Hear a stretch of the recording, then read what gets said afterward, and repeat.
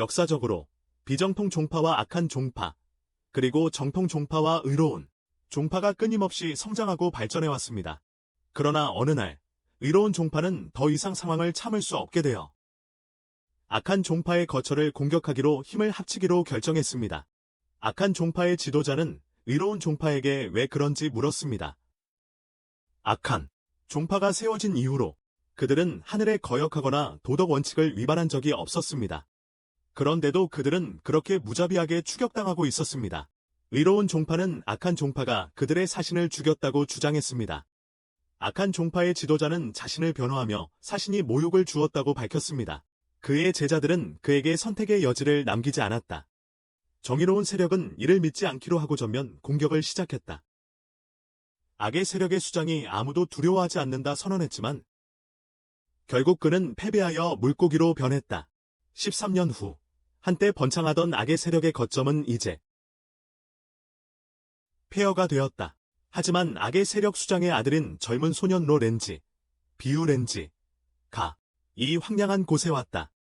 렌지는 장을 보고 돌아왔고 악의 세력 수장은 깊이 걱정하며 아들이 우연히 그들의 진짜 정체를 드러내지 않을까 두려워했다. 렌지는 그러나 개국의 정의로운 종파 전사들이 아버지가 묘사한 것만큼 악하지 않다고 믿었다. 그는 그들이 노인과 아이들을 도와주는 것을 보았기 때문이다. 그럼에도 불구하고 아버지는 그들이 그의 정체가 악마의 종파의 일원임을 발견한다면 결코 자비를 베풀지 않을 것이라고 상기시켰다. 실제로 악마의 종파의 생존자들 중 많은 이들이 발견되어 심하게 구타당했다. 리더의 신중함 덕분에 그들은 오래된 은신처에 거주하기로 선택하여 정의로운 종파의 추적을 성공적으로 피했다. 지도자는 그들의 이미지를 회복하기 위한 계획을 세웠다. 그는 렌지가 무공연합에서 발급한 미덕 인증서를 받아야 한다고 결정했다. 마르시알 얼라이언스. 이 인증서가 있어야만 그들은 의로운 종파의 일원으로 인정받고 낮은 지위에서 벗어날 수 있었다. 렌지가 인증서를 위조하자고 제안했을 때 그의 아버지는 그 아이디어를 거부하며 인증서는 공부와 시험을 통해서만 얻을 수 있다고 설명했다. 시험. 지도자는 이미 렌지가 전국적으로 유명한 학교에 입학하도록 준비해 놓았다. 그 학교는 명성에 비해 저렴한 학비를 가지고 있으며 식사를 제공했다. 그리고 숙소를 마련해 렌지가 즉시 공부를 시작할 수 있게 했죠. 렌지는 가고 싶어 했지만 아버지는 그에게 보디가드를 붙여야 한다고 고집했습니다. 안전을 위해서요. 보디가드인 리 씨는 거친 거리 출신의 모습이었습니다.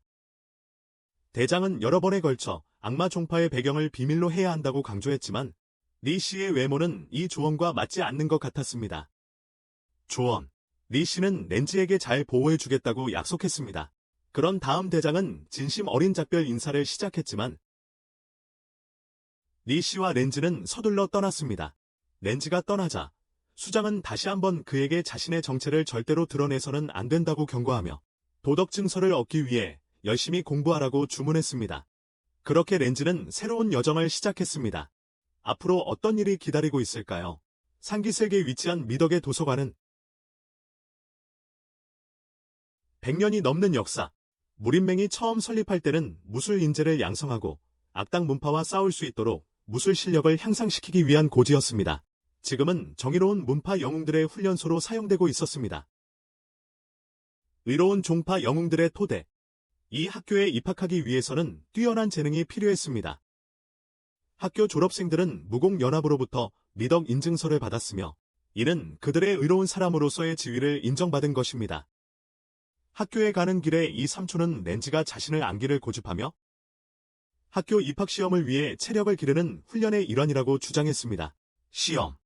학교 정문에 도착하자 그들은 긴 줄의 지원자들을 보고 놀랐습니다. 지원자들. 줄에 서서 그들은 곧 모든 사람이 검색될 것이라는 발표를 들었습니다. 이는 악마 종파의 제자들이 학교에 침투하는 것을 막기 위함이었습니다. 악마 종파의 일원으로 밝혀질 경우 즉시 처형될 것입니다. 발표가 끝나자 한 남자가 줄에서 쫓겨났다. 강이라는 이름의 위협적인 외모를 가진 남자가 학교의 고위 경비원으로 나섰다. 앞으로 나왔다. 이 삼촌은 강을 알아보고 렌지에게 그가 학교의 고위 집행자 중 한 명이라고 설명했다. 고위 집행자라고. 강은 그 남자가 가슴에 닭마라는 글자가 대담하게 적힌 옷을 입고 있다고 언급하며 악마의 종파와는 무관하다고 주장했지만 이는 명백한 거짓말이었다. 명백한 거짓말이었다. 강은 그 변명을 무시하고 남자를 가격하며 즉각적인 처형을 명령했다. 즉각적인 처형을 명령했다. 이것을 목격한 렌지는 발견된 악마 종파의 구성원이 기다리고 있는 끔찍한 운명을 깨달았다. 구성원. 강은 자신이 있는 한 악마 종파의 어떤 구성원도 학교에 침투하지 못할 것이라고 선언했다. 결코 들어오지 않을 것이라고.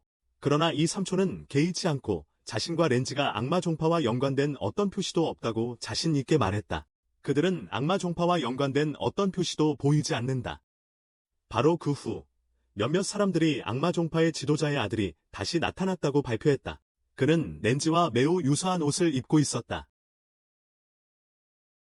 비슷하게 차려입은 사람은 즉시 쫓겨났고 렌지는 부끄러움에 고개를 숙일 수밖에 없었다. 부끄러움에 고개를 숙일 수밖에 없었다.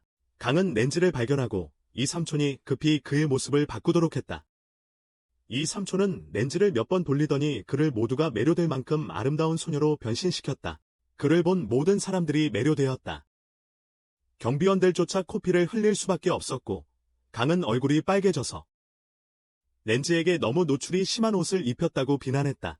그는 렌지에게 다른 사람들을 방해하지 않도록 빨리 들어가라고 명령했다.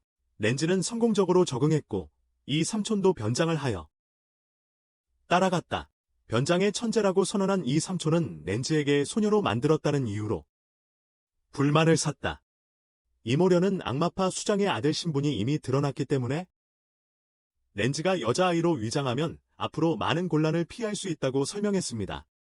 그런데 렌지는 옷차림이 너무 노출된다고 불평했지만 이모려는 렌지가 귀여워 보인다며 상관없다고 했습니다. 렌지가 귀여워서 상관없었어.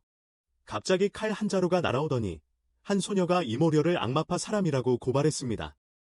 악마의 종파 출신이야. 그 소녀의 이름은 명주였고 그녀는 남자를 싫어했습니다. 그녀는 무술 동맹의 수장의 딸로 매우 똑똑하고 반칙 담당 학급 간사 역할을 맡고 있었습니다. 렌지가 이대로 끝나는 줄 알았지만 명주가 리씨 아저씨를 약한 여자를 괴롭히는 이단 계열의 사람으로 착각했습니다. 사실을 깨닫고 리씨 아저씨가 얼굴을 드러내고 명주에게 렌지를 넘겨주었습니다. 그리고 리씨 아저씨는 명주가 어떻게 자신의 변장을 알아차렸는지 물었습니다. 렌지가 그녀에게 차례다. 오늘 리는 명주가 어떻게 자기 변장을 알아차렸는지 의아했습니다. 명주는 그를 비웃으며 거구의 남자가 여자의 옷을 입었다는 것이 수치스러운 단서라고 말했습니다. 부끄러운 경품 행사. 리씨 아저씨는 자신이 변장하는 기술에 문제가 없다고 자랑하며 문제는 자신의 거친 외모였다고 주장했습니다. 시선들이 그랬어. 그 후 두 사람은 싸움을 벌였고 무기들이 격렬하게 부딪혔습니다. 그녀의 실력에도 불구하고 링조는 결코 약하지 않은 이모부리를 이기기 위해 애썼다. 졸업하지 않은 상대에게도 말이다. 온 힘을 다해야 했던 밍조는 공격을 하려던 순간 갑자기 하늘에서 한 젊은 남자가 내려왔다. 뒤따르는 혼란을 틈타 이모부리는 도망쳤고 렌지가 공부에 집중할 수 있도록 비밀리에 지켜보고 보호하겠다고 약속했다. 밍조는 악당이 도망치게 한 젊은 남자를 꾸짖었지만 그는 두 소녀를 구한 것이라고 반박했다. 렌지는 그에게 감사했지만 그 젊은 남자는 가족이 항상 악과 싸우라고 가르쳤다고 말하며 이를 대수롭지 않게 넘겼다. 그러나 명주가 불편해했어요. 그녀는 악당 문파를 잡을 계획이었거든요. 젊은 남자가 그를 놓치게 했기 때문이다. 그는 두 약한 소녀를 구하기 위해 일부러 나타났다고 주장했지만 그것은 명주를 더 화나게 만들었다. 그녀는 약하다는 소리를 듣는 것이 싫었고 특히 그가 전투에서 한 번도 자신을 이긴 적이 없었기 때문에 더욱 그랬다. 렌지가 몰래 빠져나가려 하자 링조는 그의 손을 잡고 끌고 갔다. 젊은 남자는 갑자기 화장실이 필요하다고 하며 화장지라도 있냐고 물었다. 그는 화장실을 찾으러 왔다고 인정했다. 렌지는 그에게 임시로 사용할 수 있도록 실크천 한 조각을 주었고 젊은 남자는 세탁하고 돌려주겠다고 약속했다. 그는 친해지기 위해 렌지의 이름을 물었지만 렌지가 대답하기도 전에 참지 못하고 달려가야 했다. 밍주가 불평하며 남자를 싫어하는 이유는 그들이 오만하고 투박하며 서투르기 때문이다. 렌지를 껴안으며 그녀는 소녀들이 최고라고 선언했다. 너무 귀엽고 사랑스럽다. 두 사람은 서로 소개했고 밍주는 렌지가 문제가 생기면 언제든지 도움을 요청하라고 안심시켰다.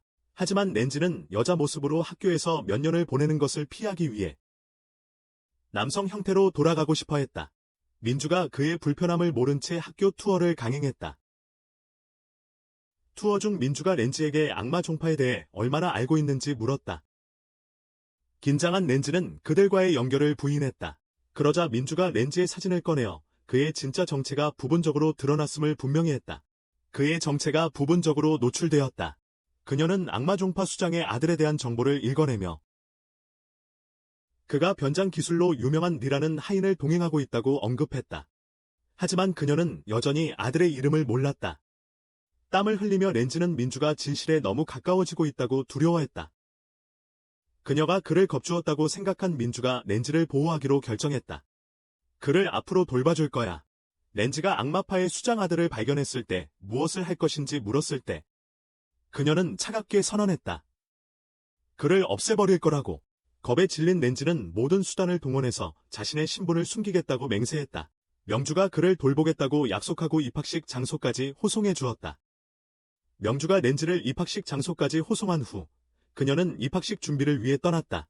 입학식을 위해 렌지는 곧 친구를 사귈 수 있을 거라 생각했다.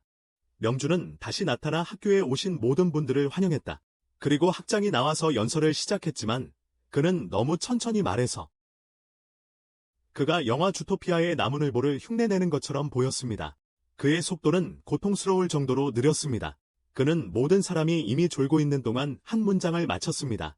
민주가 좋은 타이밍을 낭비하고 싶지 않아 교장에게 속도를 내라고 재촉했습니다. 그때 교장은 모두에게 학교의 교훈을 외치라고 요청했습니다. 관중은 외쳤습니다. 악당 세력을 제거하라. 그들의 뼈를 부수고 제로 만들라. 악당 세력을 만나면 죽을 때까지 싸우고 자비를 베풀지 마라. 렌지는 아버지의 경고를 깊이 이해하기 시작했다. 그는 이 기회를 이용해 몰래 빠져나갈까 고민했지만 장이 이미 입구를 지키도록 배치되어 있었다. 당황한 렌지는 군중 속으로 후퇴했다. 두려움이 그를 집어삼키자 민주와 교장 선생님은 학교 깃발을 개양하기 시작했다. 렌지가 충격에 빠진 것은 그 깃발이 그를 본떠 만든 밀집 인형을 묘사하고 있었다. 민주는 불화살을 쏘아 인형에 불을 붙였다. 군중은 열광적으로 환호하며 밀집 인형의 머리가 공중으로 날아오르고 폭발하듯 터졌다. 그때 구형 물체가 하늘에서 내려왔고 모두가 그것을 알아보았다. 행운의 구슬. 혼란이 일어나며 사람들은 그것을 차지하기 위해 서로에게 달려들었지만 그 소동 속에서 렌지가 탈출 경로를 발견하고 도망치려고 했습니다. 렌지가 출구 쪽으로 달려갔을 때 구슬은 인엑스플리커블리 그의 손에 떨어졌습니다. 그 구슬 덕분에 렌지는 무대 위로 날아올랐습니다. 명주가 기회를 잡고 렌지를 모두에게 소개해달라고 부탁했습니다. 렌지는 변장이 들통날 위기에 처하자 갇힌 것처럼 느꼈습니다. 구슬의 수혜자로서 렌지는 총장으로부터 특별한 선물을 받게 되었습니다. 그는 자신의 이름과 문파 소속을 소개하라고 요청받았습니다. 렌지는 자신의 이름을 말하고 불안하게 설명했습니다. 그는 어떤 문파에도 속하지 않는다고 말했습니다. 몇몇은 의심스러워했지만 학장은 누구든지 악마파가 아니라면 환영한다고 그들을 안심시켰다. 악마파가 아니라는 것을. 렌지는 유명한 장인에 의해 만들어진 나무 조각상을 상으로 받았다. 그리고 학장의 10년간 수련의 힘을 얻을 수 있다는 약속과 함께 재배. 학장이 손을 내밀어 렌지에게 내공을 전수하려고 했다. 렌지. 학장이 자신의 악마 기운을 감지할까봐 렌지는 연신 거절했다. 그러자 모두가 그가 겸손하다고 생각했다. 그의 항의에도 불구하고 군중은 그의 거부를 고귀한 자신만의 길을 가기로 한 결정으로 해석했다. 물러서지 않으려는 교장은 결국 에너지를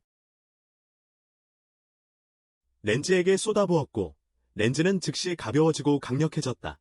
민주가 설명하기를 교장은 결심을 한 후에는 항상 행동에 옮기는 타입의 사람이라고 했다. 하지만 렌지는 에너지가 전달되는 동안 리 삼촌이 자신의 가 디스가이즈를 강화하기 위해 가슴에 붙인 패딩이 떨어졌다는 것을 금방 알았다. 군중은 충격에 얼어붙었다. 렌지는 자신의 변장이 노출되었다는 것을 깨달았다. 속삭임이 퍼지면서 사람들은 그가 변장한 남자일 수도 있고 아마도 악마 종파에 이를지도 모른다고 추측했다. 렌즈는 산에서 내려와 학교에 등록한 것을 후회했다. 그때 민주가 그를 방어하기 위해 나섰다. 그녀는 렌즈가 단순히 가슴이 평평할 뿐 남자가 아니라고 주장했다. 회의적인 군중은 증거를 요구했다. 문제를 해결하기 위해 민주는 렌즈의 뺨에 키스하며 자신이 남자에 대한 공포증을 앓고 있어서 렌즈가 남자였다면 불편함을 느꼈을 것이라고 선언했다. 그녀가 특별한 감정을 느끼지 않았기 때문에 렌즈가 실제로 소녀라고 결론지었다.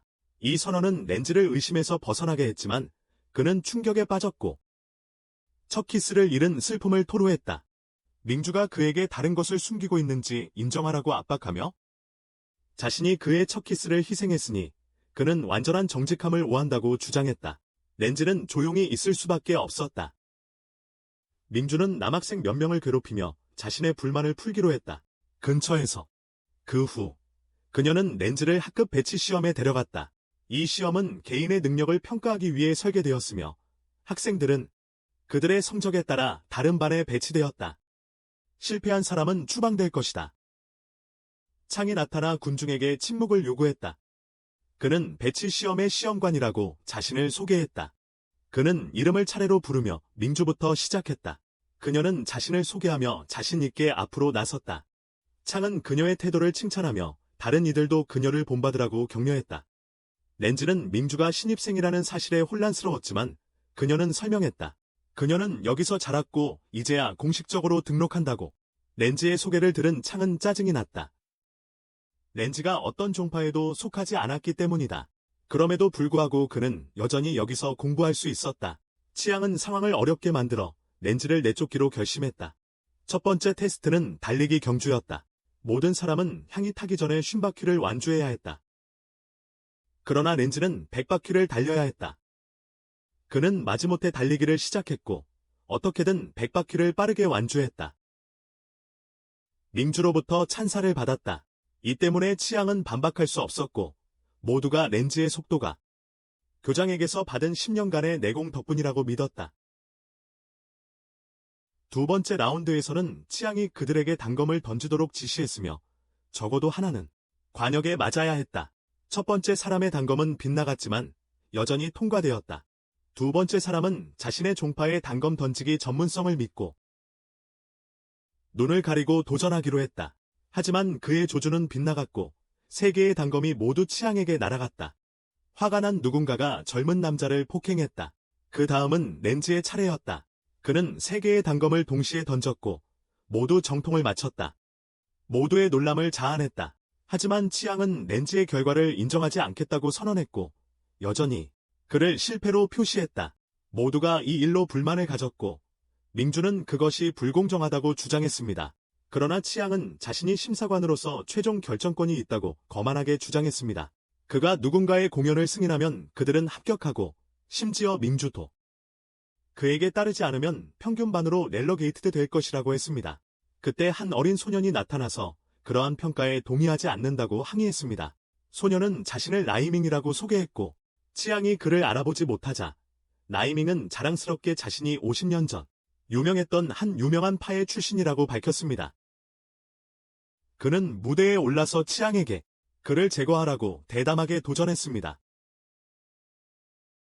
능력이 있었다. 장. 라이밍의 대담함을 감지하고 그에게 이전에 두 시험에서 어떻게 했는지 물었다. 결국 라이밍은 두 번 모두 실패했다. 장은 라이밍의 문파를 조롱하며 하찮은 것으로 치부했다. 하지만 장은 다음 힘 테스트에서 라이밍에게 기회를 주었다. 라이밍은 장에게 사과를 요구하며 그가 이기면 렌즈가 테스트를 통과해야 한다고 주장했다. 이기면. 하지만 그들이 싸우려고 할 때 라이밍은 한 방도 날리지 못했다. 장은 분노하여 돌진해 라이밍을 복종시킬 정도로 때렸다. 그가 그렇게 하면서 레이밍의 종파를 기억하고 아버지인 백검사가 뛰어난 경공술로만 유명하다는 것을 깨달았다. 본질적으로 달리기를 잘하는 것일 뿐 결국은 무명 종파 출신이었다. 아버지의 명성이 모욕당하는 것을 보고 레이밍은 분노했지만 어찌할 도리가 없었다. 그는 울기 시작하며 렌즈에게 아버지의 위대함을 이야기했다. 렌즈는 그에게 어느 정도 공감하며 개입하기로 결심했다. 그는 네이밍을 보호하기 위해 치앙의 공격을 막기 위해 나섰다. 치앙은 쥐들이 하나씩 자신의 멸망으로 오는 것을 보고 렌즈를 공격하기로 결정했다. 그러나 렌즈는 끊임없이 라이밍을 보호하며 결국 그를 밍주에게 던졌다. 이제 렌즈는 싸움에 참여할 수 있었지만 자신의 무공을 드러낼 수는 없다는 것을 알았다. 그렇지 않으면 끔찍한 결과를 초래할 것이기 때문이다. 그의 아버지는 항상 억압받을 때 인내하라고 경고해왔으며 악마 종파의 아들로서 그는 막대한 힘을 지니고 있었다. 악마 종파의 원로들은 그를 항상 좋아했으며 비밀리에 그에게 내공을 가르쳤다. 악마 종파가 공격받던 날, 그들은 심지어 자신들의 모든 축적된 내공을 그에게 전수하여 그를 종파의 주보다 더 강하게 만들었다.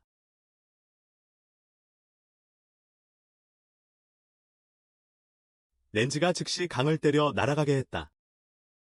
강은 그 타격이 악마 문파의 기술을 포함하고 있다는 것을 즉각 알아차렸다. 하지만 그가 말하기 전에 그 타격의 부작용으로 인해 그는 의식을 잃었다. 의식을 잃었다. 모두 렌즈를 칭찬하며 그의 힘은 원장의 가르침에서 왔다고 생각했다. 교수님의 가르침에서 왔다고 생각했다. 그때 징계부 책임자가 학생에게 패배한 것을 나무라기 위해 나타났다. 학생에게 패배한 것을 나무라기 위해 나타났다. 또한 악마 문파 제자들을 사냥하러 온 사람이 있다는 소문도 있었다. 그 사람 중 한 명의 렌즈가 악마 문파의 제자일지도 모른다고 믿었다. 젊은 남자는 지난번에 렌즈가 화장지에 대신 준 천 조각으로 상처를 입었고 조사 결과 그 천에서 일종의 독소가 발견되었다. 하지만 렌즈는 이른바 독소가 사실 그가 만든 생선 양념이라는 것을 깨달았다. 그 결과 렌즈는 용의자가 되었다. 그러나 젊은 남자는 이전에 렌즈를 납치했던 리 삼촌이 진범이라고 믿었다. 예상치 않게 징계위원회 위원장이 어떤 덤불 뒤에 숨어있던 리 삼촌을 발견하고 그를 공격하여 자신을 드러내게 했다. 리 삼촌은 어쩔 수 없이 나와서 그의 오랜 적과 맞서야 했다. 두 사람은 전투를 하기 위해 다른 곳으로 가고 렌즈는 계급 분배의 결과를 들었다. 밍주가 3번의 경연에서 뛰어난 성과를 내어 최고 등급에 배치되었다. 대부분은 중간 등급에 배정되었지만 렌즈는 좋은 성적에도 불구하고 이해할 수 없게도 최악의 등급인 지옥 등급에 배치되었다. 이 아카데미는 명망있고 우아한 기관으로 종종 가장 아름답고 세련된 표현으로 묘사된다. 그러나 이런 묘사와는 정반대인 곳이 있었다. 지옥반이라는 곳. 렌즈는 이 반에 들어서자마자 이 반은 완전히 꼴통아비들이 모여있는 것 같다는 것을 깨달았다. 처음으로는 거지 같은 청년이 책상 위에서 누워 있었다. 다음으로는 수포솥에 몸을 담근 채 수련 중인 청년이 있었다. 또 한 명은 끊임없이 생중계를 하는 소녀가 있었고, 그리고 악마파의 청년이 있었다. 강에 의해 이전에 잡힌 적이 있는 그 청년. 이 악마파 제자가 징계를 받은 후로는 좀 더 순종적으로 보였다.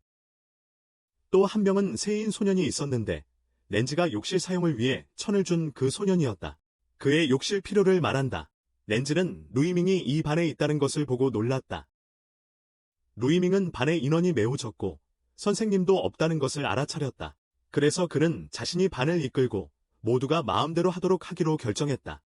하지만 이 반의 선생님이 곧 도착했는데 그분은 바로 징계위원회의 위원장이었다. 그가 임시 선생님이 되었다. 루이밍은 이 방해에 불만을 느꼈지만 마지못해 받아들였다. 선생님은 이 반에서 포인트를 얻는 규칙을 읽었다. 모두가 도덕적 위반 때문에 여기 배치되었고 포인트가 감점되었다. 누군가의 도덕 점수가 100에 도달하면 그들은 퇴학당하게 된다. 여기 대부분의 학생들은 사소한 위반으로 몇십 점만 감점당했다. 하지만 렌즈는 선생님을 공격했기 때문에 지옥반으로 보내졌고 점수가 100점 감점되어 퇴학당하게 되었다. 퇴학하기 전에 렌즈의 소지품이 검사될 것이다. 렌즈는 자신의 남성 복장이 드러나면 악마종파 제자라는 정체가 밝혀져 사형에 처해질까 두려워했다. 바로 그때 세이인과 루이밍이 렌즈를 보호하기 위해 일어섰고 두 사람 모두 렌즈가 잘못한 게 없다고 믿었다. 하지만 선생님은 저항하면 셋 모두를 퇴학시키겠다고 경고했다. 모두의 놀라움 속에 밍조도 도착했다. 그녀도 선생님이 렌즈를 혼자 두기를 원했으며 렌즈가 상황에 강제로 몰려 선생님을 공격했다고 주장했다. 하지만 선생님은 변명에 관심이 없었다. 규칙을 어기는 것은 여전히 범죄였고 의도적이든 아니든 상관없었다. 밍조는 징계위원회에서 사임하기로 결심하고 선생님에 반대하는 사람으로 낙인 찍힐 것과 규칙의 의문을 제기할 것임을 받아들였다. 그 결과 그녀는 렌즈와 함께 지옥반으로 전학 가게 되었다. 선생님은 그녀의 결정을 보고 그녀에게 수업에 남아 썩으라고 말했다. 다른 사람들, 렌즈는 밍조가 자신을 위해 이렇게까지 하기로 한 결정에 놀랐다. 그는 그 후 교사에게 가상의 상황에 대해 물었다. 만약 누군가가 공경에 처해 있고 다른 누군가가 도와줄 수밖에 없다면? 비록 그것이 규칙을 위반하더라도 교사는 이를 나쁜 행동으로 볼까? 좋은 행동으로 볼까? 교사는 혼란스러워하며 그것이 좋거나 나쁘다고 판단할 수 없었다. 그 순간 교장이 도착하여 원래 치앙에게 이 수업을 맡길 계획이었다고 설명했다. 하지만 치앙이 병상에 누워 있었기 때문에 다른 누군가가 대신 맡도록 해야 했다. 하지만 대체 교사도 다른 약속으로 인해 이용할 수 없었다. 기숙사는 이 반의 학생들을 수용하지 않을 것이었다. 다양한 문제들로 인해 교장은 모든 것을 운명에 맡기기로 결정했다. 처벌위원회장을 이미 그곳에 두고 있었으므로 교장은 그를 이 반의 담당 선생님으로 임명하기로 했다. 모두가 처벌위원회장이 학원에서 가장 뛰어난 선생님이라는 사실을 알게 되었을 때 모두 놀랐다. 학원에서 가장 뛰어난 선생님이었다. 교장도 렌즈와 밍주가 이 반에 있다는 것을 보고 놀랐다. 그는 렌즈를 제명하는 것을 방지하기 위해 둘에게 점수를 추가하기로 결정했다. 또한 그들은 추가적인 복잡한 상황을 피하기 위해 같은 기숙사방을 공유하도록 하기로 했다. 배치를. 하지만 렌즈는 이에 대해 행복하지 않았습니다. 이제 그는 밍주와 함께 살아야 했기 때문입니다.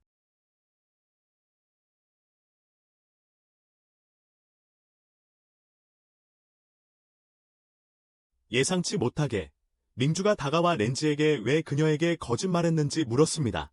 그녀는 렌즈가 실제로 남자라는 것을 발견했습니다. 렌즈는 그녀가 어떻게 알아냈는지 당황스러웠습니다. 하지만 밍주는 그의 짐에서 남자 옷을 발견했다고 밝혔습니다. 그녀는 렌즈가 이런 방식으로 자신을 놀라게 할 줄은 몰랐습니다. 그녀는 이어서 렌즈에게 그곳에 온 진정한 목적을 설명하라고 요구했습니다. 렌즈는 평화롭게 살고 좋은 사람 증명서를 얻고 싶었다고 말했지만 밍주는 그를 믿지 않았습니다. 그녀는 악마 종파의 제자들이 모두 거짓말쟁이라고 주장했다. 그러자 렌즈가 자신이 그녀가 묘사한 사람이 아니라고 소리쳤고 그의 힘이 주위를 감싸며 밍주를 향한 창을 튕겨냈다. 밍주는 렌즈에게 멈추라고 요구했지만 렌즈는 그녀가 먼저 자신의 설명을 듣도록 고집했다. 그의 힘은 밍주의 옷을 찢어버려 그녀로 하여금 그의 말을 듣게 만들었다. 그의 이야기를 들은 후에도 밍주는 렌즈가 그곳에 있는 목적에 대해 여전히 의구심을 갖고 있었다. 하지만 그와 하루 종일 함께 지낸 후 그녀는 렌즈가 항상 다른 사람을 돕고 나쁜 사람 같지 않다는 것을 알게 되었다. 하지만 그녀는 그가 악마 종파 출신이라 복잡한 감정을 느꼈다. 상황이 복잡해졌다. 그녀가 그를 아카데미에 신고할지 고민하고 있었지만 렌즈의 불쌍한 표정에 그녀는 마음이 약해져서 그에게 기회를 주기로 했다. 그녀는 그가 정말로 좋은 사람인지 확인하기 위해 직접 감독하기로 했다. 모두에게는 기회가 필요하니까. 그런 다음 그녀는 렌즈에게 모든 사람 앞에서 그를 키스했기 때문에 여전히 여자처럼 행동해야 한다고 상기시켰다. 만약 그녀의 정체가 드러난다면 그녀는 아카데미 전체 앞에서 부끄러울 것이다. 렌즈는 밍주가 자신이 만난 가장 올바른 사람이라고 생각했다. 그녀가 만약 그가 정말 악한 사람이라면 그를 해체의 아버지에게 보내겠다고 덧붙였을 때 그는 깜짝 놀랐다. 그녀는 그를 해체의 아버지에게 보낼 것이라고 말했다. 렌즈는 민주가 다른 누구보다도 더 무섭다는 것을 빠르게 깨달았다. 늦어가는 것을 보자 민주가 렌즈에게 잠자리에 가라고 말했다. 그러나 렌즈는 갑자기 떨며 방에 큰 침대가 하나밖에 없으니 어떻게 될지 물었다. 방에 큰 침대가 하나밖에 없으니 어떻게 될지 물었다. 민주가 화가 나고 있는 것 같다는 것을 깨닫고 렌즈는 악마 종파에서 했던 것처럼 바닥에서 자기로 결심했다. 악마 종파에서 했던 것처럼 바닥에서 자기로 결심했다. 하지만 민주가 창을 잡고 침대 중앙에 찔렀다. 그녀는 선을 넘으면 즉시 그를 가격하겠다고 경고했다. 그날 밤, 잠을 자면서 민주는 왜 렌지가 남자여야 하는지 중얼거리며 불평했다. 왜 남자여야 하는지. 렌지는 친구들이 생겼으니 이제 학원에서 편안히 지낼 수 있을 것이라고 생각했다. 그러나 민주가 갑자기 몽유병에 걸려 창을 천장으로 던졌다. 그 창은 렌지가 자고 있는 바로 위로 떨어졌다. 그 후 그녀는 렌지를 끌어안아 잠을 방해했다. 다음 날 아침, 민주는 상쾌하게 일어났지만 밤새 잠을 자지 못한 렌지는 지쳐 보였다. 밤새 잠을 자지 못한 그는 피곤해 보였다. 두 사람은 나중에 세용과 그의 룸메이트를 만났다. 그 룸메이트는 민주를 위해 밤새 시를 쓴 학자였다. 그리고 렌지. 하지만 그의 시력은 좋지 않은 듯 두 친구를 야생동물로 착각했다. 동물들.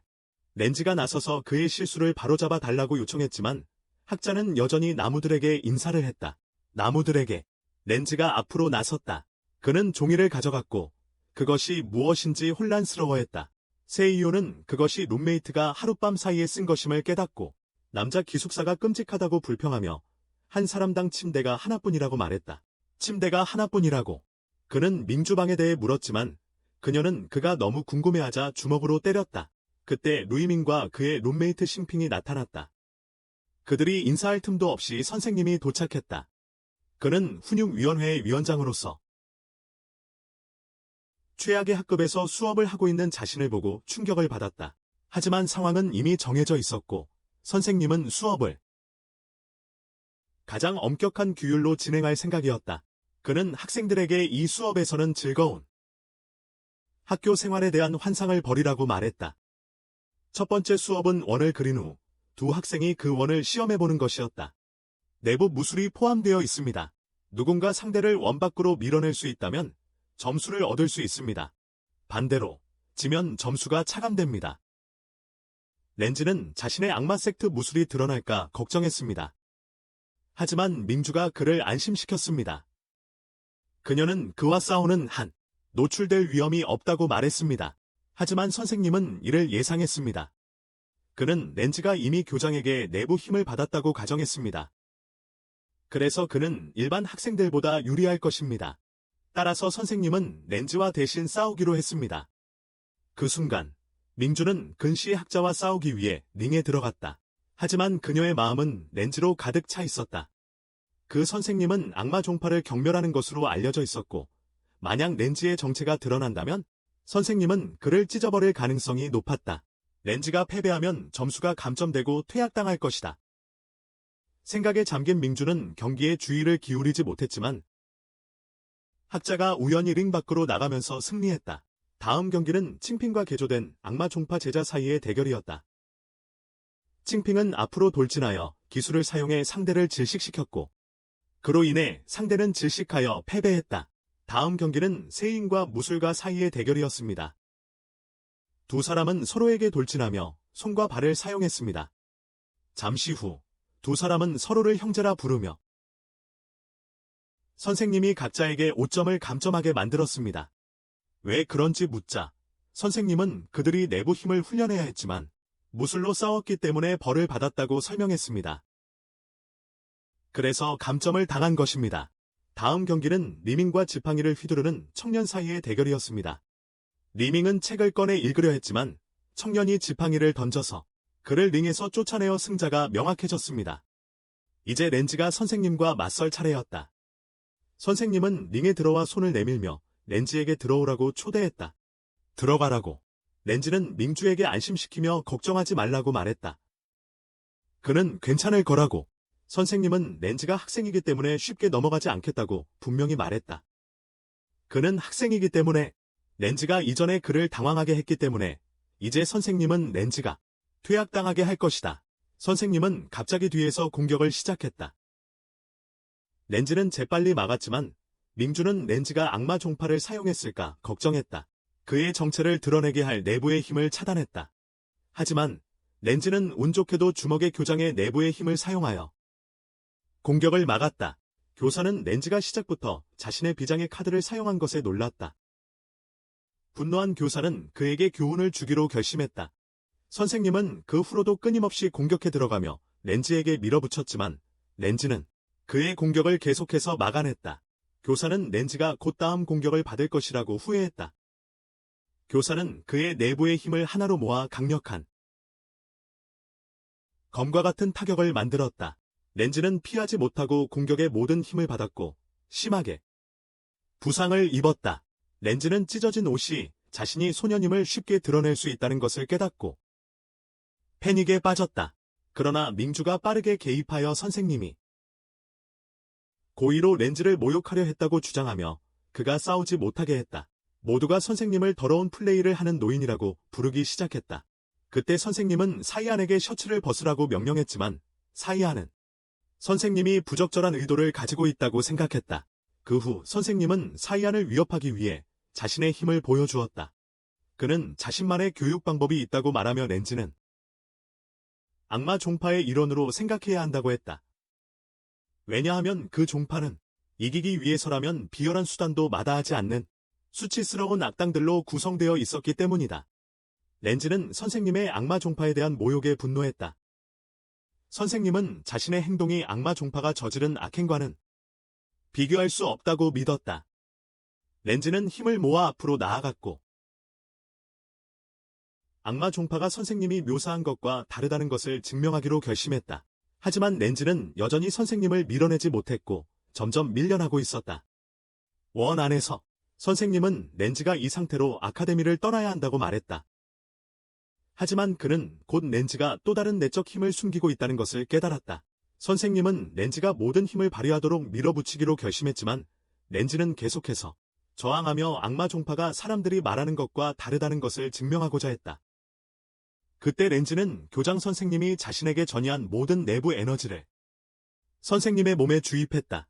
선생님은 원 밖으로 밀려났지만 여전히 렌즈를 치려고 하며 그를 밀어내려 했다. 잠시 후 선생님은 멈췄지만 한쪽 발은 이미 밖으로 나와 있었다. 원 안에서 렌즈가 서 있는 동안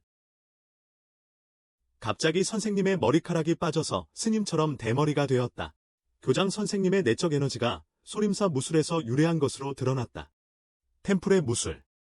이 에너지는 본래 신체 능력이 강한 사람만 호환될 수 있었다. 능력. 필요한 조건이 없는 사람이 이를 흡수하면 신체에 해를 끼친다. 하지만 렌즈는 실제로 경기를 이겼고 이제 자신 있게 아카데미에 남을 수 있다. 그는 친구들을 향해 행복하게 달려가고 있었는데 갑자기 옷이 찢어졌다. 조각으로 렌즈는 자신이 노출되었다는 것을 깨달았지만 네 삼촌이 즉시 구해주었다.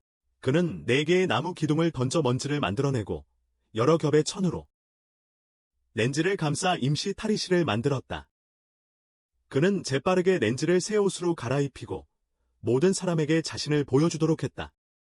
민주는 그 장면에 매료되었지만 렌즈가 남자라는 것을 상기했다. 렌즈는 네 삼촌이 이번에는 너무 지나쳤다고 생각했다. 누구도 렌즈를 갈아입힌 사람이 누군지 몰랐지만 갑자기 네 삼촌이 나타났다. 여장한 채로 나타나서 새로운 기숙사 관리인이라고 주장했다. 젊은 여자가 옷을 입는데 어려움을 겪는 것을 보고 그는 불만을 표시했다. 그는 리밍에게 이유를 물었고 리밍은 이것이 선생님의 잘못이라고 지적했다. 선생님의 네 삼촌이 덤벼들어 선생님에게 주먹을 날리며 선언했다. 그가 여기에 있는 한 더 이상 학생들을 괴롭히는 사람은 없을 것이다. 민주가리 아저씨를 알아보지 못하고 그저 매우 열정적인 사람이라고 생각했다. 여성. 렌즈는 매우 낙담했지만 적어도 그와 삼촌이 함께 있다는 것에 행복할 수 있었다. 리의 안전이었습니다. 갑자기 선생님이 다가와서 렌즈가 이번에는 이겼다고 인정했다. 하지만 그는 솔직히 렌즈를 싫어한다고 고백하며 규칙을 어지 않도록 조심하라고 조언했다. 왜냐하면 선생님은 계속해서 그를 아카데미에서 퇴학시키는 방법을 찾을 것이기 때문이다.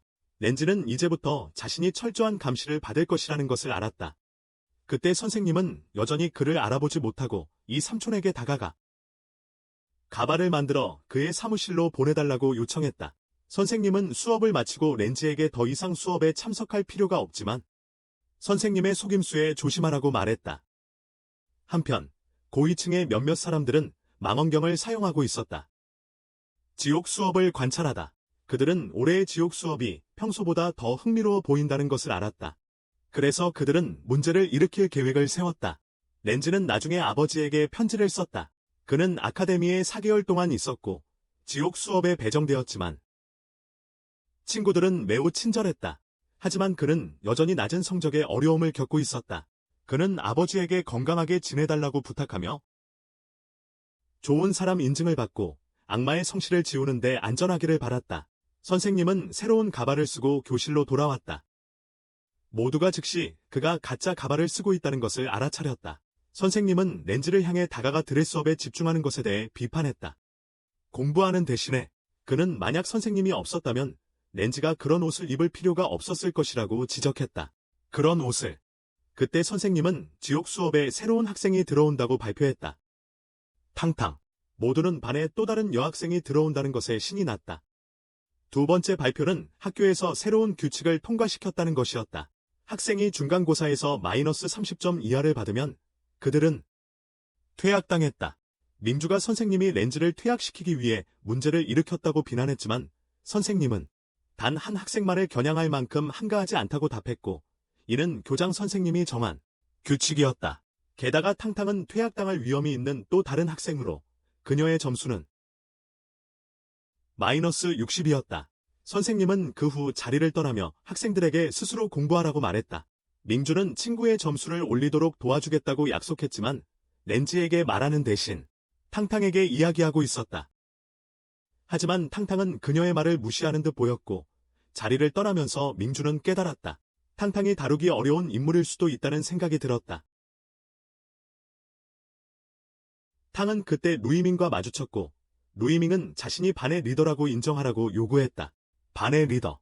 그러나 탕탕은 재빨리 도구를 꺼내 루이밍의 이마에 세게 탁 쳐서 그를 멍하게 만들고 도망쳤다. 그는 멍해진 채로 그녀가 사라지는 모습을 지켜보았다. 한편 선생님은 네 아저씨를 찾으러 가려던 참에 탕탕이 갑자기 다가와 포인트 회복 임무를 맡아달라고 요청했다. 선생님은 그녀가 이 숨겨진 임무에 대해 알고 있다는 사실에 놀랐다. 바로 그때 렌즈가 그 임무에 참여하고 싶다고 표현했다. 탕탕은 자신이 먼저 이 임무를 요청했다고 주장하며 도구를 꺼냈다. 다시 렌즈를 위협했다. 선생님은 개입하여 싸움이 금지되어 있다고 상기시켰다. 선생님은 이번 주에 유일하게 가능한 점수 회복 과제가 쌀 수학이며 이는 전체 반이 참여해야 하는 그룹 활동이라고 설명했다. 그는 지옥 반이 이를 이룰 수 있을지 의심스러워했다. 렌즈는 탕탕에게 다른 친구들을 모으는 데 도와달라고 격려하며 그들의 반 친구들이 사실 꽤 친절하다고 말했다. 하지만 탕탕은 침묵을 지켰다. 렌즈는 그녀에게 자신과 친구가 되고 싶냐고 물었다. 두 사람은 교실로 돌아갔고 그때 사이안이 갑자기 외쳤다. 충격을 받은 렌즈는 탕탕이 악마 종파의 일원이라고 비난했다. 렌즈는 자신의 비밀이 노출된 것에 두려워했지만 사실 사이안은 탕탕을 지칭하고 있었다. 렌즈는 혼란스러웠다. 그는 탕탕이 악마 종파의 일원이라는 이야기를 들어본 적이 없기 때문이다. 전해지는 바에 의하면 탕탕의 종파 수장이 악마 종파와 협력했지만 발각되어 죽음을 맞이했다. 그 결과 사람들은 탕탕이 정의의 종파에 속하는지 악마의 종파에 속하는지 확신하지 못했다. 모두가 악마 종파에 대해 수다를 떨기 시작했고 이는 렌즈를 아프게 했다. 그는 탕탕을 방어하기 위해 나섰고 그녀가 잘못한 것이 없다고 주장했다. 그리고 단순히 소문만으로 그녀를 판단하는 것은 불공평하다고 말했다. 그는 민주가 누구보다도 자신의 주장을 이해할 것이라고 믿었다. 민주는 렌즈가 탕탕의 악마 종파 소속을 실제로 확인하지 않았다는 것을 깨달았다. 그래서 어쩌면 그녀는 정말로 회원이 아닐 수도 있었다. 하지만 탕탕은 누구의 신뢰도 필요 없다고 선언하며 떠났다. 그녀는 혼자서 작업을 시작하기 위해 떠났다. 나이밍은 탕탕이 수업을 깔보고 있다고 생각했지만 민주는 지옥반이 항상 과소평가되는 이유는 그들이 항상 다른 반들에 비해 일정이 뒤처져 있었어요. 점수를 얻을 수 있는 과제들도 거의 없었죠. 세윤과 나이밍은 그제서야 이런 점수를 얻을 수 있는 과제가 있다는 것을 알게 되었습니다. 명주가 이 정보가 학생 수첩에 쓰여 있었다고 말했지만 그들이 아무도 읽지 않았던 것 같았습니다. 세윤과 나이밍은 렌즈에게 빨리 따라오라고 해서 과제를 시작했습니다. 렌즈는 학교 구내에 이렇게 넓은 밭이 있다는 것을 알고 놀랐습니다. 밭이었습니다. 남학생들이 도착했을 때 과제를 감독하는 선생님은 반 전체 학생 10명이 모두 참석했다고 확인했습니다. 모두 모여 있다고 말했습니다. 그는 임무를 설명했습니다. 그들은 해가 지기 전에 10개의 밭에서 쌀을 수확해야 점수를 얻을 수 있었습니다. 민주는 즉시 신발과 양말을 벗고 진흙탕에 발을 내디뎠습니다. 그러나 차가운 물을 느끼자 나이밍은 열정적으로 뛰어들었고 진흙을 그녀에게 튀겼습니다. 나이밍은 가라앉기 시작했고 민주는 그를 끌어냈습니다. 시간이 지나면서 별다른 진전이 없었습니다. 소년들은 일하는 대신 점토로 노는 중이었습니다. 민주는 그들이 제 시간에 10개의 밭을 모두 수확하지 못할까 걱정했습니다. 하지만 그녀가 렌즈를 바라보니 그는 열심히 일하고 있는 것 같았습니다. 농사일을 돕는 것을 배운 렌즈에게는 이 작업이 관리할 만한 것이었다. 그는 명주가 무엇을 해야 할지 모르겠다면 수학 방법을 가르쳐 주겠다고 제안했다. 렌즈가 수작업에 익숙하다는 점에서 그가 진짜 무림의 젊은 마스터인지 의심스러웠다. 그의 육체 노동에 대한 익숙함을 감안할 때 갑자기 당당히 감독관에게 다가가서 수학 한 쌀을 제출했다. 수확되었다. 그녀는 요구량보다 더 많이 완료하면 추가 포인트를 얻을 수 있는지 물었다. 금액. 감독관은 그녀의 요청을 거절하고 이것이 그룹 작업이라는 것을 설명하며 전체 그룹이 완료해야만 포인트가 부여된다고 말했다. 이 말을 들은 당당은 렌즈와 명주가 서운했다. 한편 남은 플롯을 어떻게 마무리할지 걱정되던 탕탕은 동료들을 힐끗 쳐다보고 한숨을 내쉬며 다시 돌아갔다. 이래 그녀는 특이한 장치를 사용해 평소보다 훨씬 빠르게 별을 수확했다. 나이밍은 쌀쌀이 너무 키가 커서 짜증이 났다. 그는 그들을 자르기 어렵게 만들고 있었다. 다른 사람들은 당당의 놀라운 효율성을 알아차렸고 세이아는 그녀가 자신들을 자랑하려고 한다고 추측했다. 이것은 그에게 진지하게 일하라고 동기를 부여했다. 탕탕은 또 다른 구획을 끝내자 렌즈와 민주가 다가와 그녀에게 어떤 도구를 쓰고 있는지 물었다. 렌즈가 그녀를 지켜준 것을 떠올린 탕탕은 그에게 도구를 나누기로 했다. 도구를 들고 렌즈와 민주는 쌀 줄기를 자르기 시작했고 일이 얼마나 빨리 진행되는지 알게 되었다. 나임이 모두를 다시 호출하며 더 많은 도구가 있다고 지적했다. 각 반 친구들은 하나씩 집어들고 가능한 한 빨리 수확을 시작했다. 하루가 끝날 무렵 모든 작업이 마침내 완료되었다. 모두가 각자 10점을 받을 것이라고 생각했으며 세이아는 특히 신나는 마음으로 지옥 수업을 떠날 수 있기를 바랐다. 하지만 강사는 10점을 모든 참가자에게 나누어 준다고 발표했다. 그래서 각자에게는 단 1점만 돌아갔다. 세이아는 충격을 받았고 하루 종일 수고한 결과가 이렇게 초라하다는 사실에 실망했다. 그들은 정말 미약한 보상을 받게 되었다. 강사는 이후 그들의 완료된 임무를 제출하고 새로운 과제를 받으러 갔다. 그들에게 새로운 임무를 주기 위해서였다. 이 순간 세이아는 탕탕에게 다가가 이전의 말에 대해 사과했다. 그는 탕탕이 자신의 행동을 용서해 주기를 바랐고 그녀가 진정한 정의의 제자라는 것을 인정했다. 그녀는 정말로 올바른 제자였다. 탕탕은 그의 말에 얼굴이 빨개졌다. 강사는 새로운 과제를 발표했다. 수업은 남녀팀으로 나뉘어 학교 목욕탕을 청소하기로 했다. 이로 인해 렌즈는 자신의 비밀이 드러날까 걱정했다. 다행히도 이 작업은 청소만 포함되어 있었고 누군가가 옷을 벗을 필요는 없었다.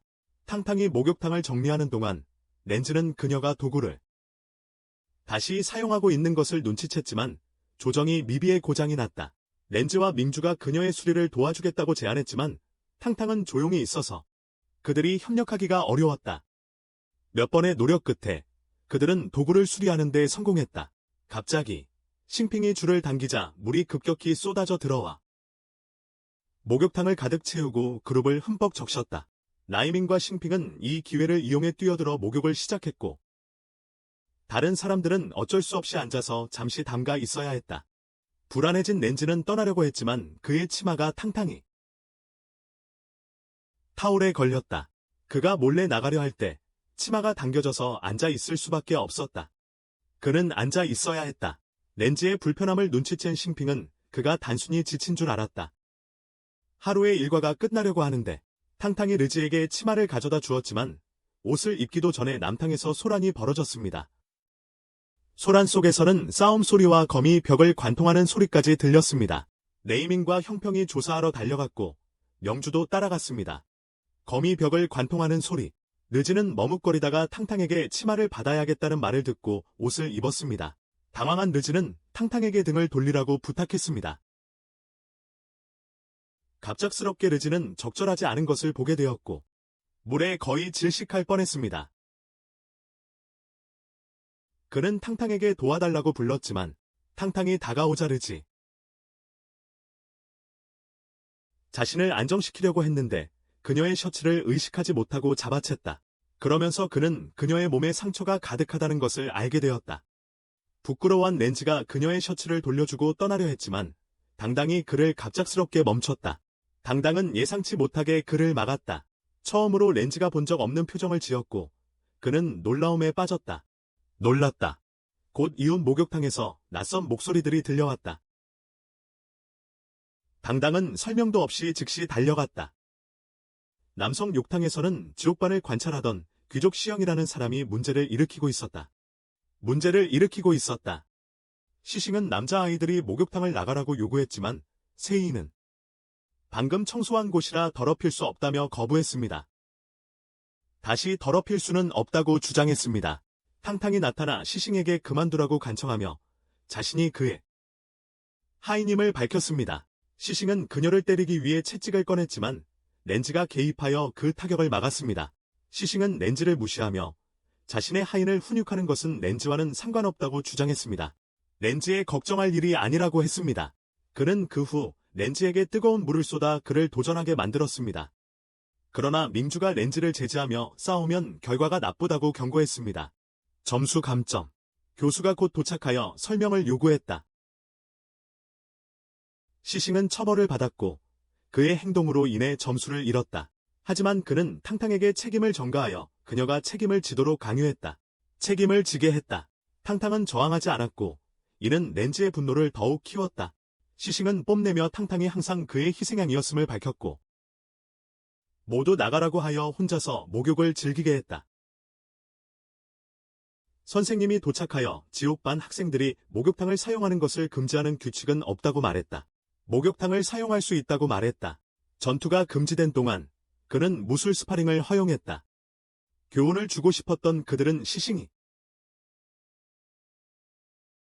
약자를 괴롭히지 않겠다고 거만하게 선언하자 잠시 실망했다. 대신 그는 결투 상대를 선택할 권리를 주장했다. 시싱은 청핑과 민주를 피하기로 결정했는데 그들이 너무 강하다고 생각했기 때문이다. 그의 시선이 나이밍에게 닿자 그녀의 대담한 태도는 그가 숨겨진 기술을 가지고 있을지도 모른다는 경계를 느끼게 했다. 마침내 그는 저항할 의사가 없어 보이는 렌지로 선택을 정했다. 우연히도 이 선택은 전체 반의 바람과 일치했으며 선생님조차 귀족이 응징을 받을 것이라는 것을 알고 있는 듯했다. 하지만 시싱은 렌지를 직접 상대하지 않겠다고 밝혔다. 대신 그는 탕탕을 자신의 대신 싸우게 선택했다. 탕탕은 주저없이 앞으로 나섰고 렌지는 그녀가 시싱의 명령에 그렇게 순종하는 이유를 혼란스러워했다. 교사는 렌지가 쉽게 이기지 않기를 바라며 두 참가자가 전력을 다해 싸워야 한다고 선언했다. 더욱 동기를 부여하기 위해 그는 승자가 점수를 얻고 패자는 감점을 받을 것이라고 발표했다. 렌지는 점수를 잃으면 퇴학당할 것이라는 것을 알고 있었다. 이기기로 결심한 그는 전투를 위해 마음을 다잡았다. 하지만 문제가 있었다. 선생님이 그에게 외부 무술 사용을 금지했기에 오직 내부 에너지에만 의존해야 했다. 이미 교장에게 부여받은 내부 에너지를 소진한 상태였던 렌지는 두 가지 선택이 남아 있었다. 악마 종파에서 물려받은 마법을 사용할 것인지 아니면 싸움에서 지는 것인지. 하지만 그는 탱탱을 해치고 싶지 않았다. 승리를 감지한 직싱은 탱탱에게 이기면 보상을 약속했다. 이러한 격려를 받은 탕탕은 공격적으로 나섰고 렌지를 압박했다. 수비적인, 심지어 그녀의 도구를 쳐내는 데 성공했다. 렌지가 그녀의 손목을 잡고 멈추게 하자 탕탕은 그에게 자신을 치고 승리를 쟁취하라고 말했다. 승리하라고. 그녀를 다치게 하고 싶지 않았던 렌지는 대신 밀려나기로 했다. 상황을 지켜보던 렌즈는 시싱이 탕탕에게 뭔가를 쥐고 있어 그녀를 복종시키고 있음을 깨달았다. 그녀를 도우려는 결심을 한 렌즈는 다시 앞으로 나아갔다. 탕탕은 기회를 보고 연막탄을 터뜨려 모든 시야를 가렸다. 혼란을 이용해 그녀는 렌즈가 승리할 수 있는 틈을 일부러 만들었다. 보기. 렌즈가 승리할 수 있도록 일부러 틈을 만들었다. 승리할 수 있도록. 이렇게 말해도 렌즈가 상처투성이의 소녀에게 손을 쓰지 않으려 했다. 탕탕은 렌즈의 망설임을 이해하고 자신을 무력화시켜 그의 승리를 확실하게 만들었다. 그녀는 소중한 것을 지키고 싶어 했고 그것을 위해 자신을 희생할 준비가 되어 있었다. 렌즈는 승자로 선포되었지만 선생님은 인정하지 않으려 했다. 탄약의 폭발 여파로 인해 탕탕이 기절했다는 이유 때문이라고 주장했다. 그건 아니야. 렌즈가 이긴 건 당당히 기절해서 싸울 수 없었기 때문이야. 폭발의 영향들. 갑자기 시싱이 일어나서 불만을 표시했다. 그는 렌즈를 악마 문파의 제자라고 비난하며 손가락질했다. 선생님은 증거를 요구했고 시성은 자신이 증거가 있다고 확신하며 선언했습니다. 그것은 추론에 기반한 것이었지만요. 그는 당당히 인지적으로 렌즈에게 이기도록 허용했다고 주장했습니다. 이것은 그들이 연관되어 있지 않았다면 말이 되지 않았습니다. 그들은 연관되어 있었던 것입니다. 당당히 그의 통제 아래에서 10년 동안 살아왔다는 점을 고려하면 그녀는 외부와 연관되어 있을 수 없습니다. 그 밖의 사람들과의 연결. 따라서 그는 당당과 렌즈가 같은 문파 소속이라고 결론지었습니다. 그리고 그들은 모두 악마 문파의 일원이라고 비난했습니다. 렌즈는 시성의 주장을 웃음으로써 무시했지만 사실은 참이었습니다. 그러나 렌즈의 동료 학생들은 그를 옹호하며 그가 아니며 당당도 악마 문파의 일원이 아니라고 주장했습니다. 탕은 악마 세력 출신이었다. 꺾이지 않고 희성은 증거로 머리핀을 제시했다. 세인은 그것이 악마 세력의 사천왕이 사용하는 4가지 무기 중 하나임을 알아보았다. 악마 세력이 직싱은 수년 전에 탱탱의 가족이라는 사실을 알게 되었다고 밝혔습니다. 폭로된 후 그녀의 가족은 자살을 선택하고 그녀를 남겨두고 이 핀을 쥐고 있었다. 이 핀을 쥐고 있었다. 그의 조사 결과 탕탕의 어머니가 사천왕 중 한 명의 형제임이 밝혀져 그녀의 악마 세력과의 연관성이 확고해졌다. 교사가 들어와 머리꼬지를 압수하고 시싱에게 이런 위험한 물건을 학교에 가져온 것을 꾸짖었다. 그리고는 교장 선생님께서 직접 모든 학생들을 입학시켰다고 상기시켰다. 그러므로 요마파의 일원이 이 학교에 침투할 수 없다고 말했다. 교사는 시싱에게 더 이상 허위 고발을 하면 처벌하겠다고 경고했다. 분노한 시싱은 아버지를 알리고 전반적인 복수를 다짐했다. 그러나 사건은 해결된 것처럼 보였지만 세이인과 몇몇 다른 친구들은 당당과 요마파와 관련된 사람이라는 이유로 당당을 배제하기 시작했다. 그들과 관계를 맺지 않으려고 했다. 탕탕을 따돌리고 그와 관련된 사람들과 어울리지 않겠다고 하는 거야. 요마파의 일원이라고. 민주도 탕탕이 좋은 사람이라고 믿었다. 하지만 그들이 탕탕을 아무리 걱정하더라도 그녀와 악마 종파의 연결은 간과할 수 없는 중대한 사실이었다. 악마 종파에 대한 그들의 깊은 증오는 극복할 수 없는 장벽을 만들어 그들이 탕탕을 용서할 수 없게 만들었다. 거부당한 상처로 탕탕은 도망쳤고 렌즈는 그녀를 쫓을 수밖에 없었다. 그녀를 쫓기 위해서였다. 렌즈는 네 아저씨에게 도움을 요청하고 탕탕의 부모가 정말로 악마 종파와 연결되어 있는지 물었다. 네 아저씨는 확실하지 않았지만 렌즈의 아버지가 있었던 것을 기억했다. 그들과 매우 가까웠다. 몇 년 전 렌즈는 아버지가 리 삼촌에게 자주 불평하던 것을 기억한다. 탕탕의 부모를 악마 종파에 초대했지만 그들은 항상 거절했다. 렌즈의 아버지는 그들의 힘에 매료되어 그들을 종파에 원했다. 하지만 매번 방문할 때마다 오히려 막기만 했다. 이 이야기를 듣고 렌즈는 탕탕이 악마 종파와 실질적인 연관이 없다는 사실에 기뻐했다. 후에 민주가 렌즈를 찾으러 왔고 리 삼촌은 조용히 빠져나갔다.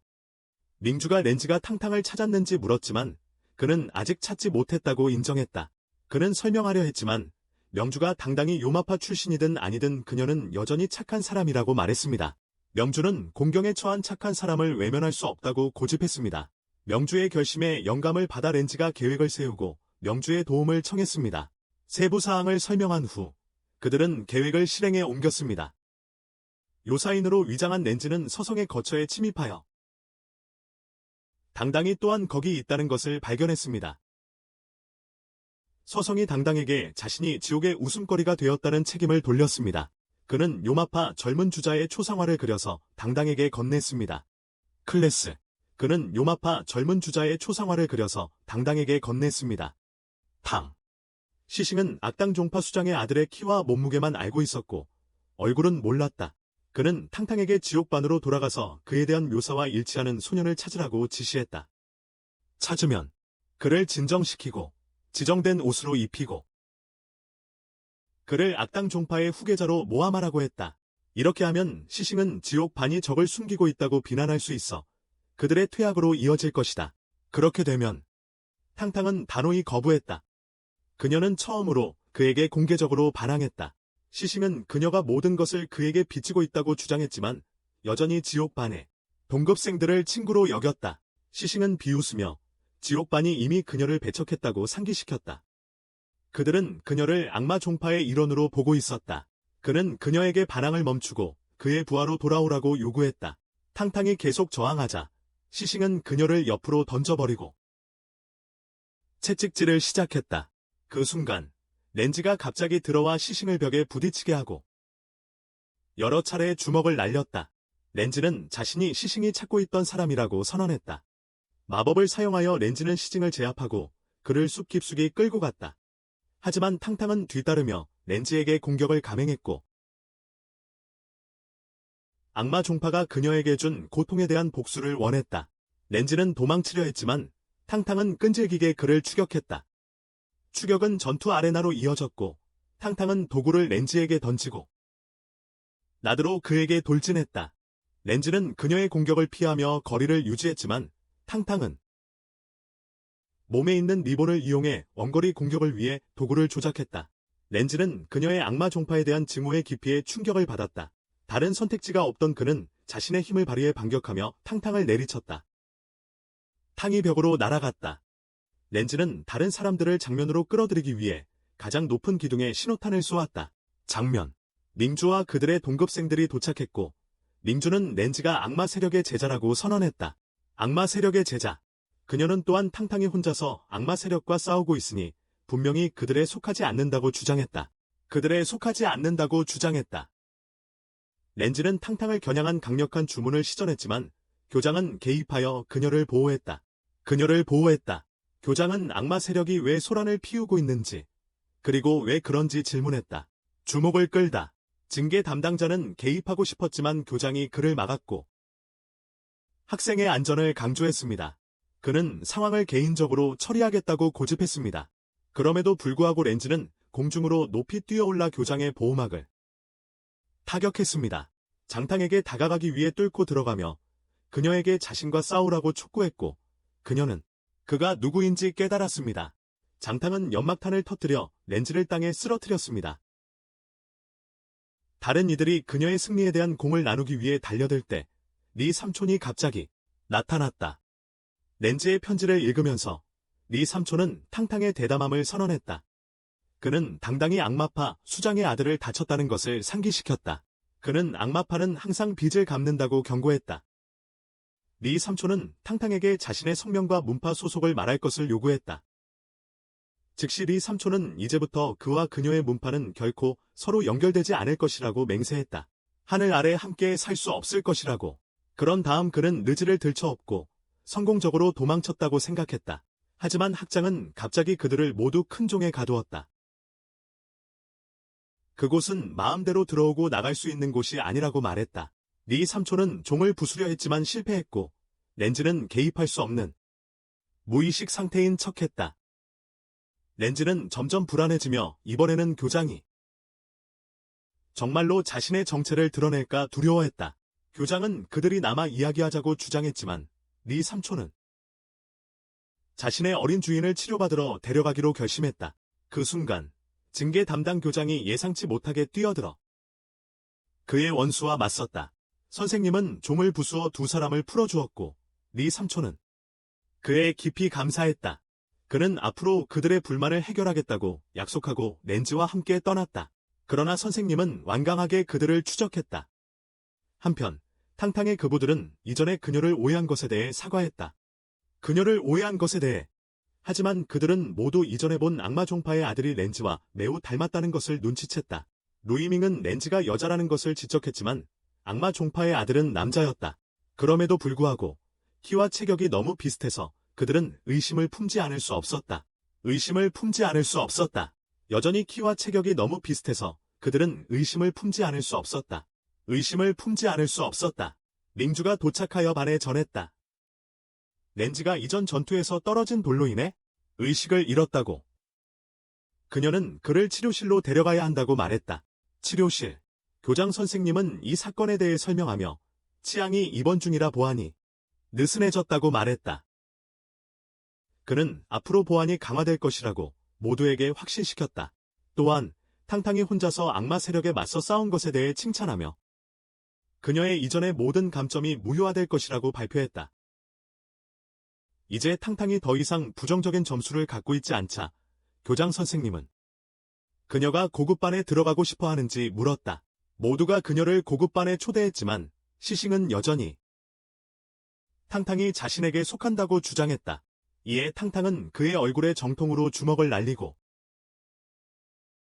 채찍을 잡아 무자비하게 여러 번 때렸다. 그녀는 이제 자유롭고 자신의 가문 일족의 정당한 리더라고 선언하며 은혜는 은혜로 원하는 정의로 갚겠다고 다짐했다. 그녀는 채찍을 부수고 시싱에게 진 빚은 모두 갚았다고 발표했다. 교장 선생님에게 돌아서서 동급생을 때린 것에 대해 처벌해달라고 요청했다. 교장 선생님은 동의하며 그녀의 기록에서 20점을 감점했고 그녀는 계속 남을 수 있게 되었다. 지옥 같은 수업. 모두가 탕탕이 자신들과 함께 남기로 선택한 것에 기뻐했다. 한편 렌즈는 밍주와 함께 자신의 방으로 돌아갔다. 그는 자신의 비밀이 드러날까봐 너무 걱정하여 잠을 잘 수가 없었다. 그는 밍주에게 털어놓았고 그 진실에 그녀는 충격을 받았다. 갑자기 탕탕이 그들의 문 앞에 나타나자 렌즈는 마치 자신의 영혼이 몸을 떠난 듯한 기분이 들었다. 하지만 탕탕은 단지 렌즈와 개인적으로 이야기하고 싶어 했다. 그리하여 에피소드는 잠시 끝이 났다.